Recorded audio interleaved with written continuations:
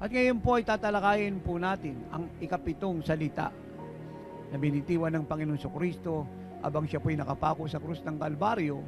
At ito po ang sabi ng Luke 23:46. And when Jesus had cried out with a loud voice, He said, Father, into your hands I commit my spirit.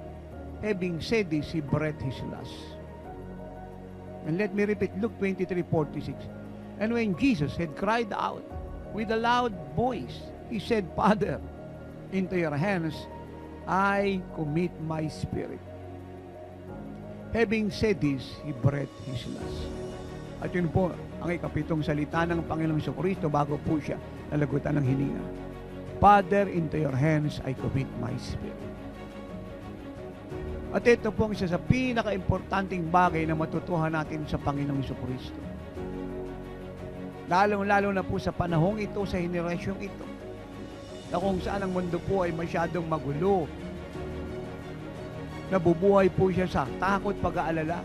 Ang kanya pong consciousness ay nakatuon na puroon sa crisis, calamity, virus, at iba pa pong mga susunod sa mundong ito, hindi niya alam kung ano. Na almost siya po ay naging calamity, crisis, virus, pandemic, dilemma, conscious. At ang tangi pong solusyon sa lahat po ng ito ay walang iba kundi ang Diyos, ang ating Panginoong Kristo. At ang ehemplo po niya ay napakahalaga para sa ating lahat na nagpasya na maging kagaya ng Panginoong Hesus. Upang hindi tayo maapektuhan ng lahat ng ito, bagkus tayo po ay maging pagpapala sa mga tatamaan ng mga krisis at mga virus na ito. Kasi sila po ay ating maipag-pray, madala sa kaligtasan, kagalingan, at pag-iingat ng Diyos.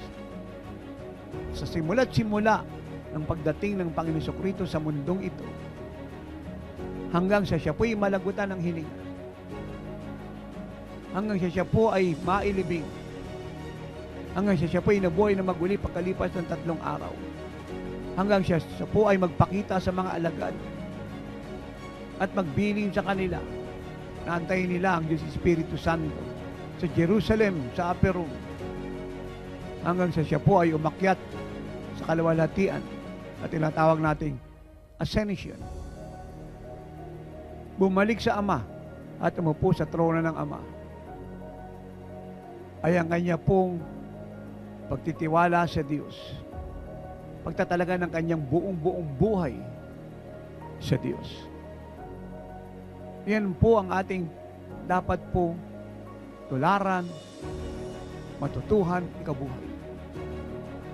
Completely trust God for our soul, our family, our future, our businesses, our profession, in everything that pertains in our life.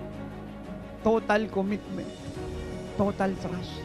Alam niyo ano nasagi sa puso ko? Hanggang hindi ko inaalis, yung karangalan ng Diyos at kapakanan ninyo. Jesus is our shield, church.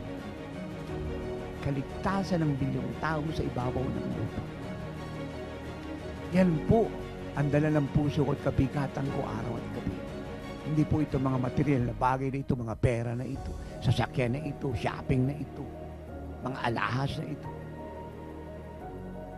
At kahit ini-enjoy po yan ng aking mga apo, na aking mga anak, na normal lang, kasi nagtiis po ng mga hirap yan eh. Sa tagal ng panahon, si Rapi, si Rey, si Junjun, grabing hirap po dinaanan ng mga yan.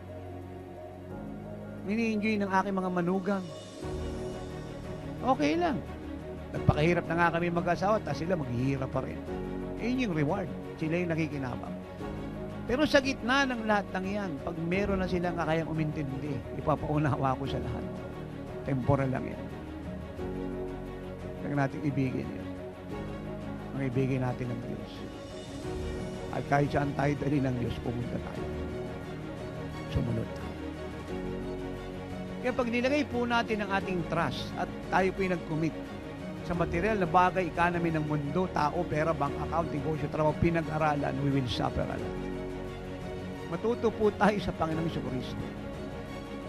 Sa gitna ng lahat ng nangyayari sa Kanya, He commit His life totally to God. At yun nga ang huli niyang salita, Father, into your hands I commit my spirit. Hanggang sa simula at wakas ng buhay niya, ang kanya pong buhay ay pinagkatiwala niya sa Diyos. Do the same thing. Do the same thing. Hindi mo naman talaga maintindihan lahat. Ako hindi ko naintindihan lahat. Apostol na ako, lingkod ako ng Diyos. Milyon-milyon yung na-bless sa buhay ko.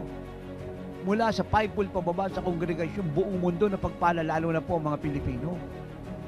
But to be honest, hindi ko naintindihan lahat ng bagay ng Diyos. So I prophesy in part because I know. In part. Pero yung buong kabuuan, I don't know everything. Ang huling statement po ni Jesus is so outstanding. Father, into your hands I commit my spirit. Alam ni Jesus, ang Diyos lang ang pwedeng mag-resurrect sa Kanya. Alam ni Jesus na ang God the Father lang ang pwedeng bumuhay sa Kanya. Wala nang iba. Sana ang katotohanan ito ay maglagay sa puso niyo ng pag-ibig sa Diyos at takot na magkasama. Si Jesus lang ang may kakayang iligtas ang kaluluwa. Si Jesus lang ang may kakayang iligtas ang pamilya ng bawat isa. Yung pamilya mo. Si Jesus lang ang may kakayang pagalingin ng lahat ng sakit at karamdamang itatapon ng diablo sa mundong ito. Wala nang iba. Si Jesus lang ang may kakayang bigyan ka ng immunity, immortality. Siya lang may kakayang i-shield ka. At siya lang may kakayang ilawan ng buhay mo para hindi ka pasukan ng dilim at hindi ka matumba at hindi ka mawala. Si Jesus lang ang may kakayang pagandahin ng buhay mo. Si Jesus lang ang may kakayang gawing dakilang apostol si Saul na mamamatay tao. Si Jesus lang ang may kakayang totoong gawing matapang si Pedro. Ang inaalok po sa kanya ni Nero ay free life, kaligtasan. Magandang buhay kasi matanda na siya, kasaganaan. Pero ang sagot ni Pedro, huwag mo akong ipako kagaya ng pagkapako ng Panginoong Hesus ko. Ipako mo ako patiwarik. Anong ibig sabihin? He's willing and able to die for Jesus. Hindi niya nirinahon sa Lord. Hindi niya in-entertain si Nero. Yun din po ang ginawa ni Nero kay Antipas. Sabi ni Nero, Antipas, o pwede kang makasurvive, hindi ka nagagawing pang-break na mga leon na pinakayuno ko ng ilang araw. Renounce Jesus. And Antipas answered and said, I cannot. Wala siyang ginawang masama sa akin. Minahal niya ako. Niligtas niya ako. Inagaw niya ang kaluluwa ko sa diablo at sa impyerno. But you siya i-renounce. I cannot. At siya po'y sumigaw ng malakas, Lord Jesus, I love you. At pagkarinig po ni Nero noon, yung kanya pong mukha ng mukhang demonyo, binuksan po yung kulungan ng leon. At ang ginawa nilang pang-break ay si Antipas. The blood of the martyr is crying justice. And God gave them the justice. And Nero paid the price, the high price. And out of that cry, the reward comes to them. Because they stand faithful to Jesus up to the end. Hindi ba yan ang turo ni Jesus, Panginoong Hesus, in Matthew 24:13? Sabi niya, sa huling sandali ng mundong ito, maraming manlalabing. Ibibitray ng mga pamilya ang kanilang pamilya. Magiging traitor sila. Pero manatiling tapat dahil nagmamahal sa akin hanggang wakas, siyang maliligtas. Will you commit your life, your family, your career, your vision, your dreams, your plan, your future, your everything? Your resources, actually resources ng Diyos yan, iniwan lang sa iyo. Will you commit everything you have to God, to Jesus? Kung paano kinumit ng Panginoon ang lahat ng nasa Kanya, ang buhay niya sa God the Father. Magmula lang siya dumating sa mundong ito hanggang siya po ay mo. Will you do that today? Sana itong huling salita ng Panginoon ang maging buhay natin ngayong end time. I pray na maging buhay po nating lahat in this end.